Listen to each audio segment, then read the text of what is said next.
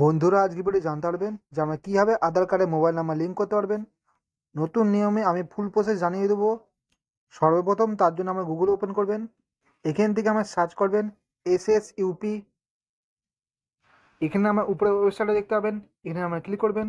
এরপর আমার আধার কার্ডের হোম পেজে আসবেন, একটু স্ক্রল করে নিচের দিকে আসবেন।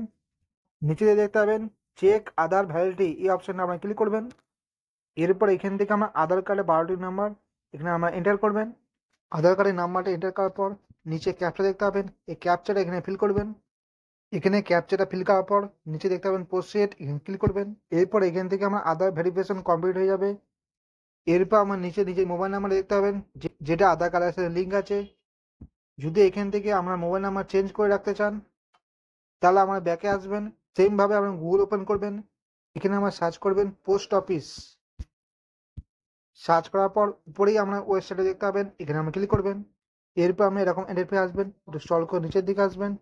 নিচে দেখতে পাবেন ইন্ডিয়া পোস্ট পেমেন্ট ব্যাঙ্ক, এই অপশানে আমরা ক্লিক করবেন। এরপর এখান থেকে আমরা থ্রি লাইন দেখতে পাবেন, এই অপশানে আমরা ক্লিক করবেন। এখানে একটা অপশান দেখতে পাবেন সার্ভিস রিকোয়েস্ট, এই অপশানে আমরা ক্লিক করবেন। এখান থেকে আমি দুটি অপশান দেখতে পাবেন, IPB কাস্টমার আর একটা দেখবেন নন IPB কাস্টমার। যেহেতু আমরা পোস্ট অফিসে কাস্টমার নয়, সেজন্য আমরা নন IPB কাস্টমার, এই অপশানে আমরা সিলেক্ট করবেন। এরপর এখান থেকে অপশান দেবেন সার্ভিস রিকোয়েস্ট ফর্ম ডোর স্টেপ ব্যাঙ্কিং, এই অপশানে আমরা ক্লিক করবেন। এরপর এখান থেকে আমরা অনেক অপশন দেখতে পাবেন, স্ক্রল করে নিচের দিকে আসবেন। নিচে দিয়ে দেখতে পাবেন আধার মোবাইল আপডেট, এই অপশানে আমরা ক্লিক করবেন। এরপর স্ক্রল করে নিচের দিকে আসবেন। নিচে দিয়ে দেখতে পাবেন সলিউশন, এই অপশানে ক্লিক করবেন। এখান থেকে আমরা মিস্টার না মিসেস এই অপশন সেটা সিলেক্ট করবেন। এখানে আমি মিস্টার সিলেক্ট করলাম। এরপর এখানে নিজের ফার্স্ট নেম সিলেক্ট করবেন। তারপর নিচে লাস্ট নেম দেখতে পাবেন, এখানে লাস্ট নেম সিলেক্ট করবেন। এরপর এখানে নিজের মোবাইল নাম্বার এন্টার করবেন। মোবাইল নাম্বার এন্টার করার পর এখানে ইমেল দেখতে পাবেন, এখানে ইমেল অ্যাড করতে পারেন এবং নাও পারেন, যেটি আপনাদের পছন্দ। এরপর যদি নিচে আসবেন দেখবেন অ্যাড্রেস ফার্স্ট লাইন, যেটা আমাদের অ্যাড্রেস আছে সেটা আমার ফার্স্ট নেমটা সিলেক্ট করবেন। এরপর দেখবেন নিচে অ্যাড্রেস সেকেন্ড লাইন, অ্যাড্রেসে আমার সেকেন্ড নামটা সিলেক্ট করবেন। সেকেন্ড লাইন সিলেক্ট করার পর নিচে দেখতে পাবেন পিনকোড, এখানে আমার নিজের পিনকোডটা সিলেক্ট করবেন।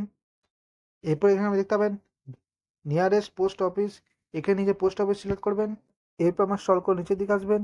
নিচের দিকে এখান থেকে আমার নিজের রিকোয়েস্টটা সিলেক্ট করবেন। এরপর এখান থেকে আমার টিকমার্ক দিবেন।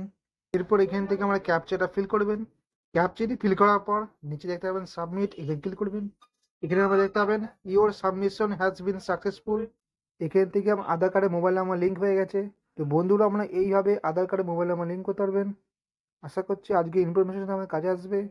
ভিডিওটা ভালো লাগলে লাইক করবেন, চ্যানেল নতুন তাহলে অবশ্যই সাবস্ক্রাইব করে নেবেন।